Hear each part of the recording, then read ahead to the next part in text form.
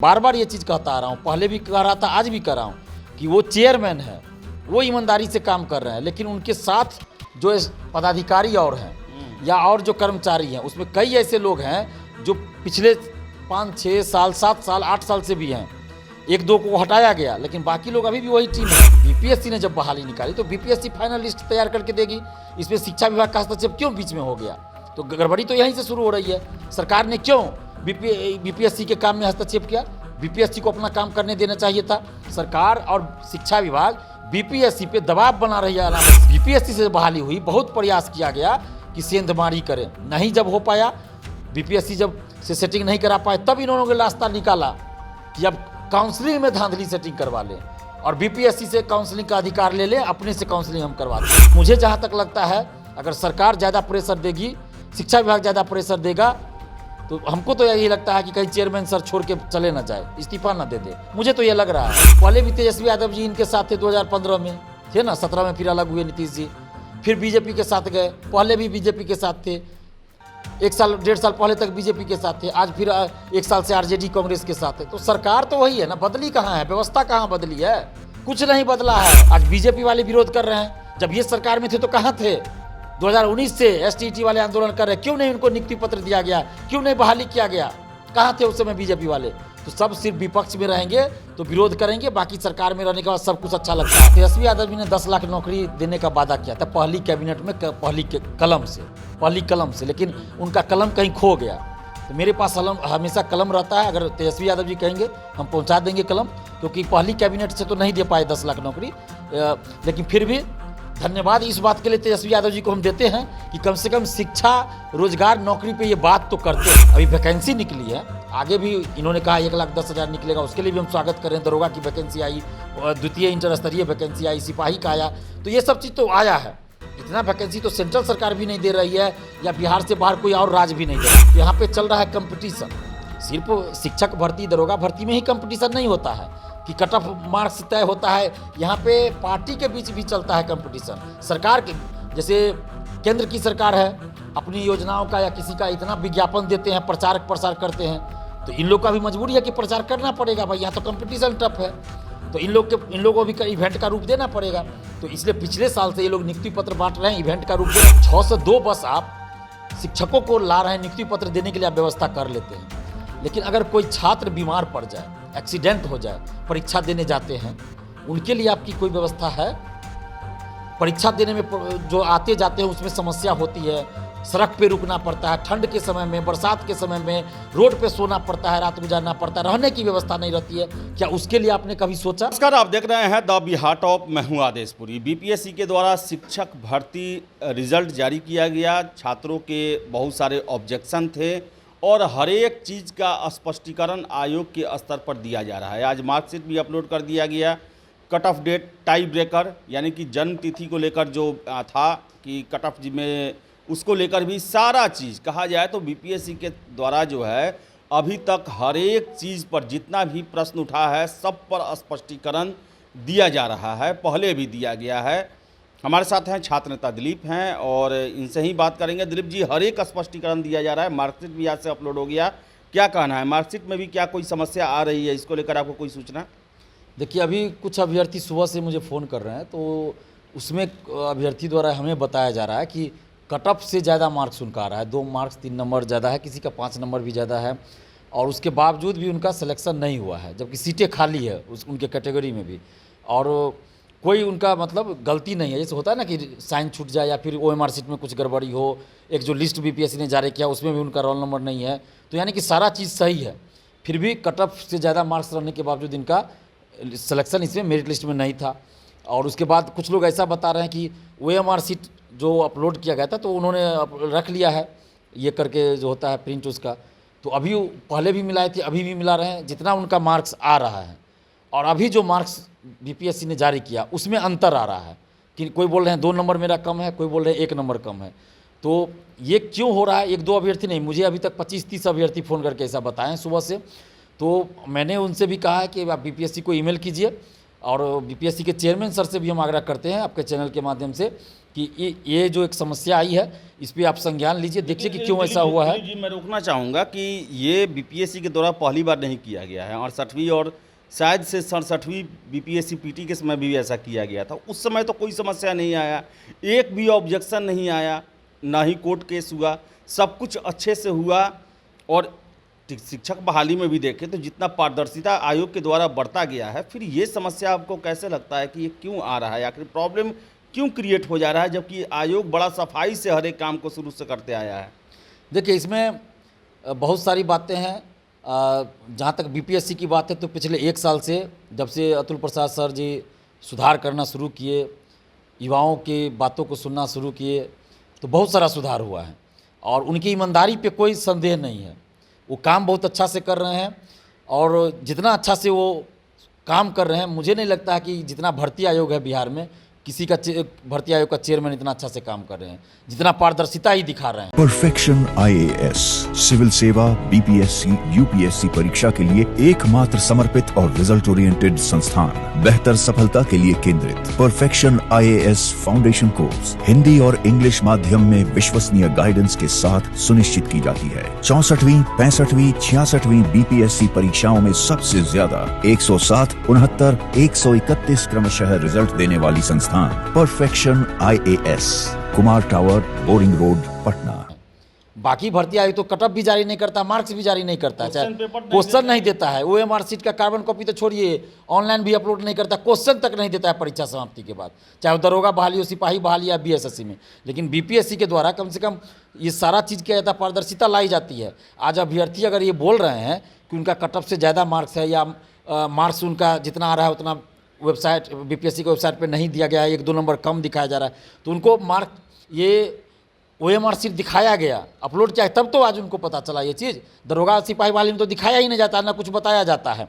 तो अतुल प्रसाद सर के ईमानदारी पे कोई संदेह नहीं है, वो काम बहुत अच्छा से कर रहे हैं, ईमानदारी से काम कर रहे हैं। लेकिन मैं बार बार ये चीज़ कहता आ रहा हूँ, पहले भी कह रहा था, आज भी कह रहा हूँ कि वो चेयरमैन है, वो ईमानदारी से काम कर रहे हैं, लेकिन उनके साथ जो पदाधिकारी और हैं या और जो कर्मचारी हैं, उसमें कई ऐसे लोग हैं जो पिछले 5-6 साल, 7 साल, 8 साल से भी हैं।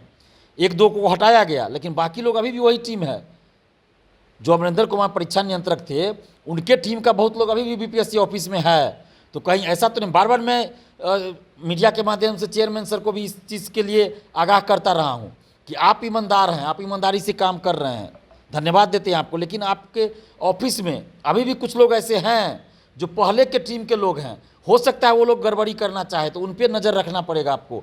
तो और इसमें शिक्षा विभाग का हस्तक्षेप हो गया। बीपीएससी ने जब बहाली निकाली तो बीपीएससी फाइनल लिस्ट तैयार करके देगी, इसमें शिक्षा विभाग का हस्तक्षेप क्यों बीच में हो गया?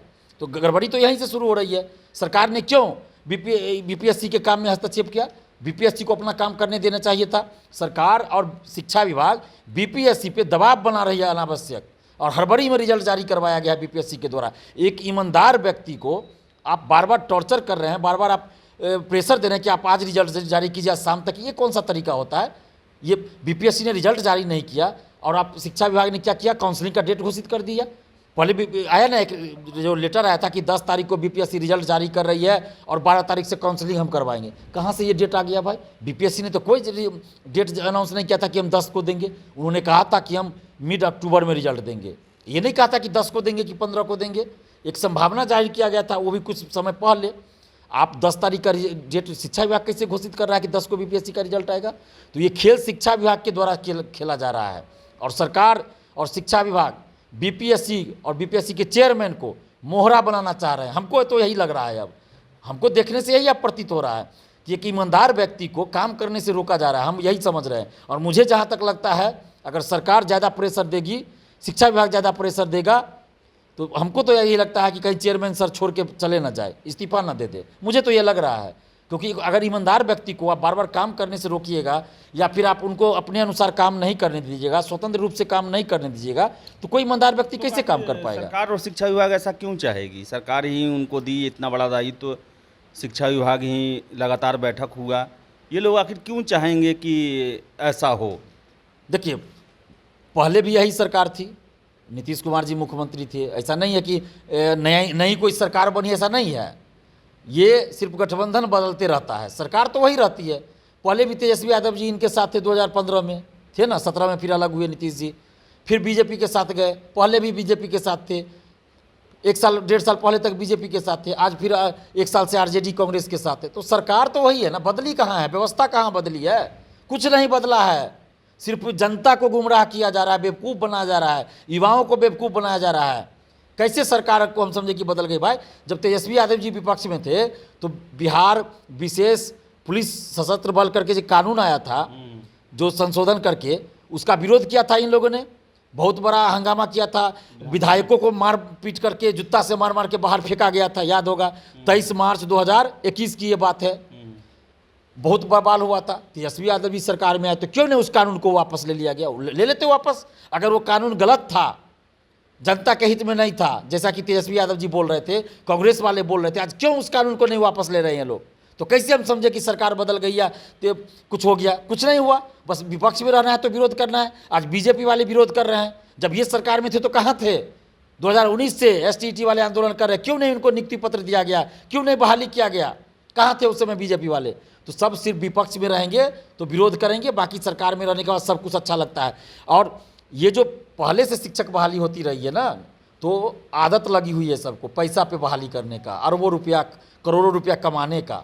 तो बीपीएससी से बहाली हुई, बहुत प्रयास किया गया कि सेंधमारी करें, नहीं जब हो पाया, बीपीएससी जब से सेटिंग नहीं करा पाए, तब इन्होंने रास्ता निकाला कि अब काउंसलिंग में धांधली सेटिंग करवा लें और बीपीएससी से काउंसलिंग का अधिकार ले लें, अपने से काउंसलिंग हम करवाते हैं। ऐसा कहीं देखे हैं कि बहाली विज्ञापन कोई और निकाले, काउंसलिंग कोई और करवाए, अंतिम लिस्ट कोई और जारी करे? अंतिम रूप से चयनित उम्मीदवारों की सूची वही बोर्ड, वही आयोग जारी करता है जो परीक्षा लेता है, जो विज्ञापन निकालता है। लेकिन ये पहली बार हो रहा है कि विज्ञापन बीपीएससी ने निकाला, परीक्षा बीपीएससी ने लिया, सब कुछ अच्छे से हुआ, सबकी हमने तारीफ किया, नीतीश जी की तारीफ किया, तेजस्वी यादव जी की तारीफ किया, बीपीएससी और बीपीएससी के चेयरमैन का तारीफ किया जब अच्छा से एग्जाम हुआ तो।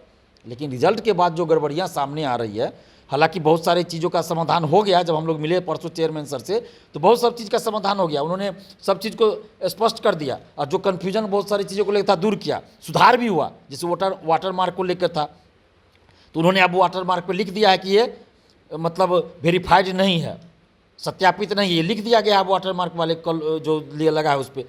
तो शिक्षा विभाग अभी भी जितना भी सेलेक्ट हो चुका है, काउंसलिंग हो चुका है, अब तो लगता है काउंसलिंग खत्म हो गया होगा, तो सबका फिर से आप वेरिफिकेशन कीजिए, इंटरनल कीजिए या जैसे करना है। एक भी अगर फर्जी सर्टिफिकेट पे गए हैं उन सब को बाहर कीजिए, क्योंकि बहुत लोग फर्जी पे गए हैं। दिलीप जी, उससे पहले तो 2 तारीख को मुख्यमंत्री जी का नियुक्ति पत्र का प्रोग्राम भी है। 25,000 लोगों को पटना के गांधी मैदान में 25,000 नवनियुक्त शिक्षकों को उनका ज्वाइनिंग लेटर जो है वो सौंपा जाएगा, जिलों में भी कार्यक्रम चलेगा।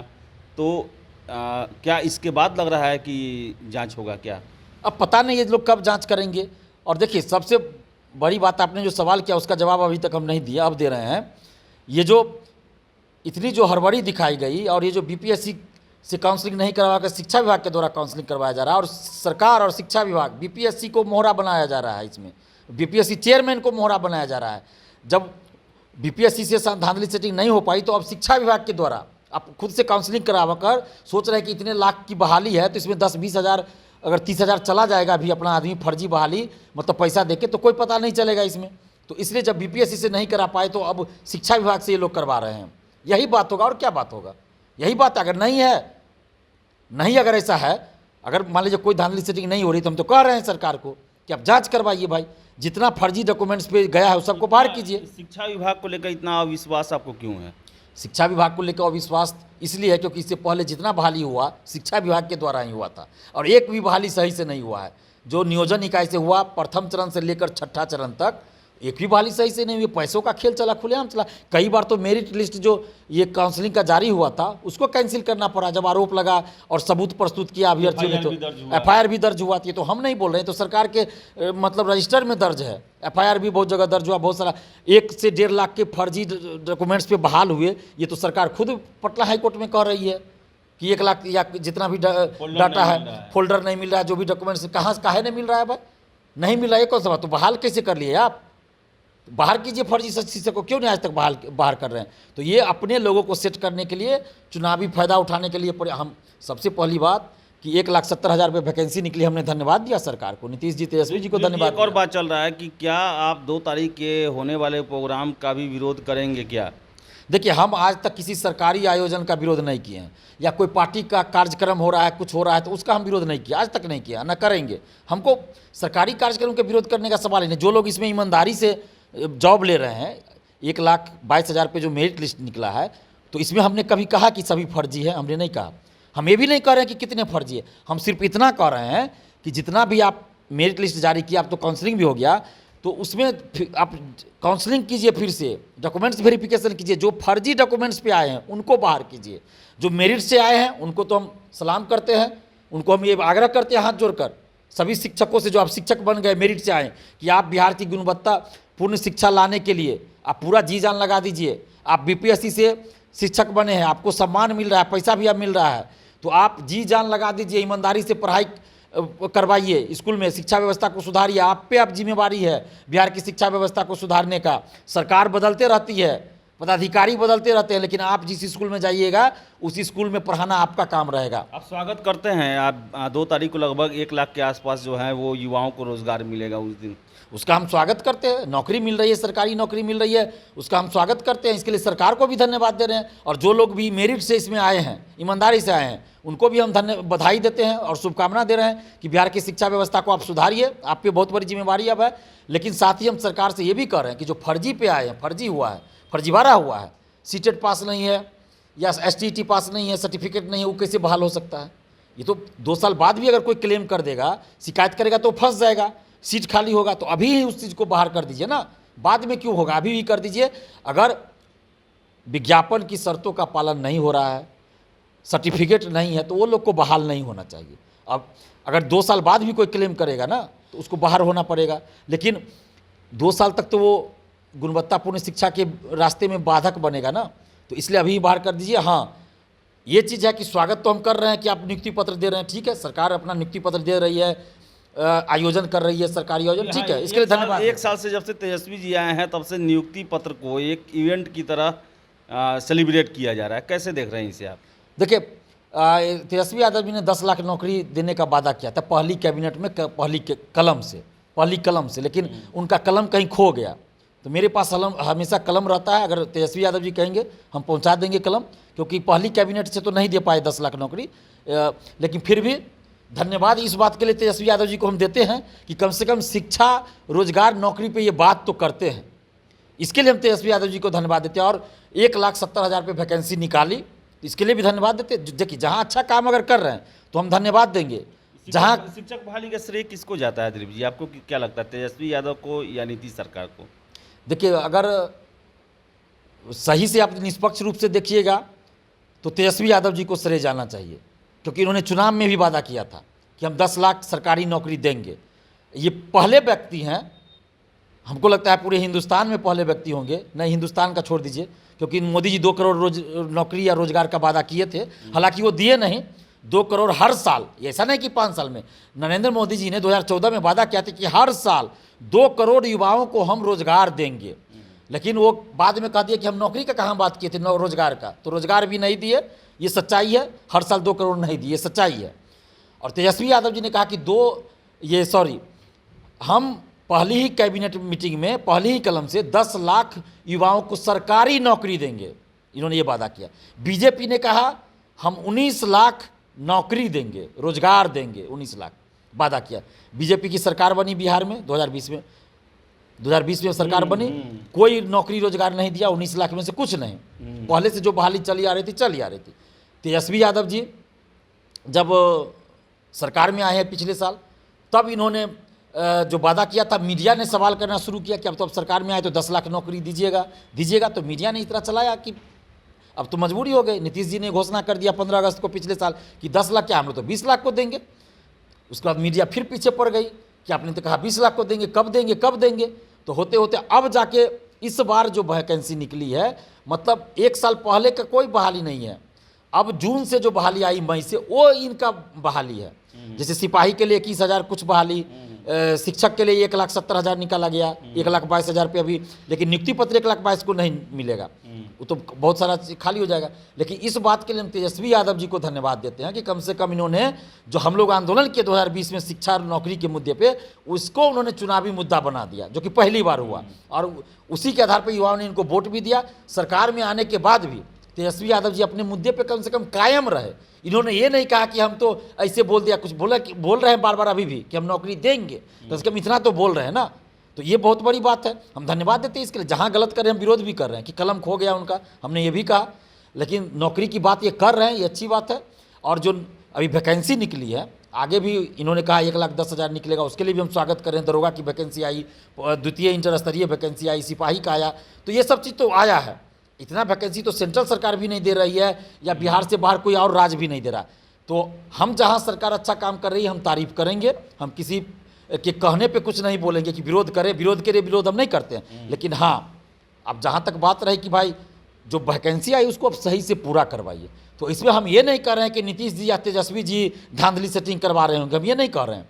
लेकिन अधिकारी की तो गलती है, शिक्षा विभाग के अधिकारियों की गलती है। अब नीतीश जी तेजस्वी जी क्या कर रहे हैं इसमें, अपने लोगों को अंदर करवा रहे हैं नौकरी में कि क्या, ये तो हम नहीं कह सकते ना, हमारे पास सबूत नहीं तो हम कैसे बोलेंगे। कोई ऐसा बात आएगा तब हम बोलेंगे। लेकिन ये तो दिख रहा है ना कि यहाँ पे जो शिक्षा विभाग के अधिकारी वो तो गड़बड़ी कर रहे हैं, काउंसलिंग में गड़बड़ी हो रही है। तो अब क्यों हो रही है, ये तो सरकार का काम है ना कि जांच करवाए, वैसे अधिकारियों पे कर्मचारियों पे कार्रवाई करवाए। अगर वो नहीं करेंगे तो सरकार का ही विरोध होगा, क्योंकि तो सरकार का अंग है। और जो नियुक्ति पत्र बांटने की बात है 25,000 को, और इसके लिए 602 बस की व्यवस्था की गई है। अच्छा, 602 बस की व्यवस्था की गई है और पटना के गांधी मैदान में नियुक्ति पत्र बांटा जाएगा। ठीक है, धन्यवाद देते हैं सरकार को, इवेंट का रूप दे रहे हैं। तो यहाँ पे चल रहा है कंपटीशन, सिर्फ शिक्षक भर्ती दरोगा भर्ती में ही कंपटीशन नहीं होता है कि कट ऑफ मार्क्स तय होता है, यहाँ पे पार्टी के बीच भी चलता है कंपटीशन। सरकार के, जैसे केंद्र की सरकार है, अपनी योजनाओं का या किसी का इतना विज्ञापन देते हैं, प्रचार प्रसार करते हैं, तो इन लोग का भी मजबूरी है कि प्रचार करना पड़ेगा भाई, यहाँ तो कंपटीशन टफ है, तो इन लोगों को भी इवेंट का रूप देना पड़ेगा। तो इसलिए पिछले साल से ये लोग नियुक्ति पत्र बांट रहे हैं, इवेंट का रूप दे रहे हैं। नरेंद्र मोदी जी भी इवेंट का रूप देते हैं, केंद्र में नियुक्ति पत्र वो भी बांट रहे हैं। अब मुझे लगता है इसकी शुरुआत बिहार से ही हुई है, उसके बाद नरेंद्र मोदी जी भी नियुक्ति पत्र बांटना शुरू किए। तो ये करे, उसके लिए हमको दिक्कत नहीं है, हम स्वागत करते हैं। और जहाँ तक आपका सवाल था कि नियुक्ति पत्र बांटा जाएगा उसका विरोध क्या कीजिएगा, तो हम किसी सरकारी कार्यक्रम का कहीं कोई विरोध हम नहीं करते हैं। हम तो जो जनता के हित में अगर कोई कार्यक्रम हो रहा है या युवा के हित में, तो हम धन्यवाद देंगे सरकार को, और उसके लिए हम सहयोग भी करेंगे जहाँ तक होगा हमसे।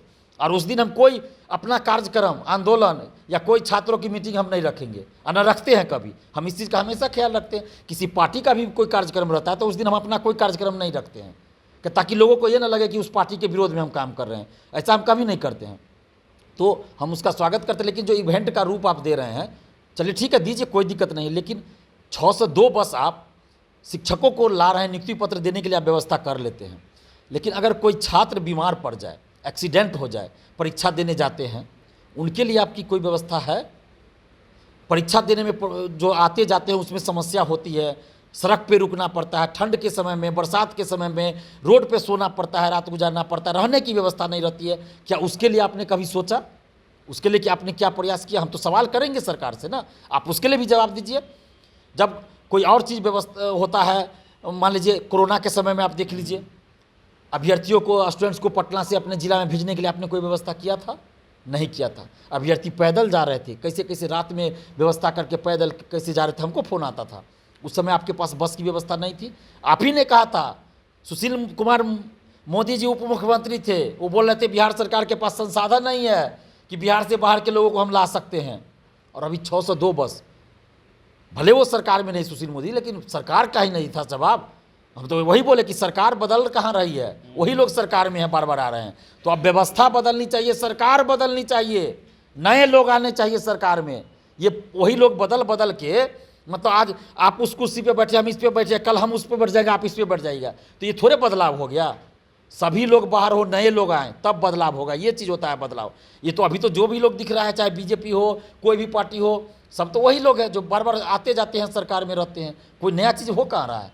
तो इसलिए हम तो सरकार को धन्यवाद देते हैं, इतना वैकेंसी आपने निकाला। नीतीश जी, तेजस्वी जी को धन्यवाद देते हैं। साथ ही ये मांग कर रहे हैं कि जो गड़बड़ी हो रही है उसमें हम सुधार की मांग करते हैं। हम तो कभी ऐसा नहीं कि विरोध के लिए विरोध कर रहे हैं। तेजस्वी यादव जी जब विपक्ष में थे उस समय हम दरोगा बहाली के लिए आंदोलन कर रहे थे, जो पेपर लीक हुआ था उसके खिलाफ सीबीआई जांच की मांग कर रहे थे। तो मेरे शादी के कार्ड को इन्होंने ट्वीट किया था, पोस्ट किया था, कार्यस्थगन प्रस्ताव आया था आरजेडी की तरफ से।